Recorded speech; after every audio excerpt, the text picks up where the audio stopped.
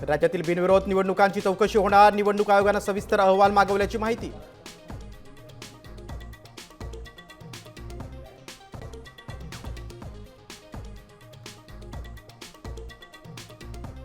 बिनविरोध निवडून आलेल्यांविरोधात मनसे हायकोर्टात जाणार, व्हिडिओ दाखवून उमेदवारांची पोलखोल करणार, राज ठाकरेंचा महायुतीला इशारा। तर माघारीसाठी 5 ते 10 कोटी रुपये दिल्याचा राऊतांचा आरोप।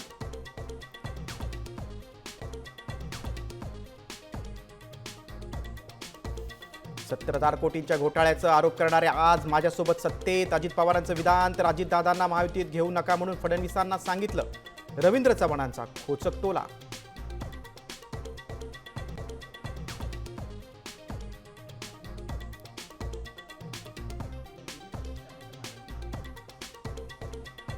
मुंबईत शिंदेसेना भाजप युतीच्या प्रचाराचा आज नारळ फुटणार, वरळीत देवेंद्र फडणवीस आणि एकनाथ शिंदेंच्या उपस्थितीत मेळावा।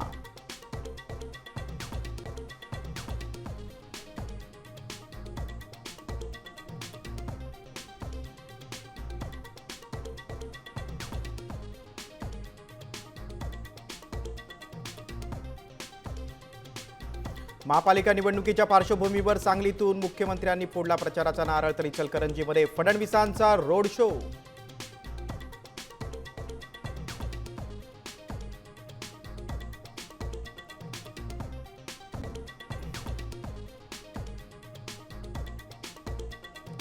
कराडच्या पालीमध्ये लाखो भाविकांच्या उपस्थितीत पार पडला खंडोबा म्हाळसा विवाह सोहळा, भंडाऱ्याची उधळण आणि येळकोट येळकोट जय मल्हारचा जयघोष।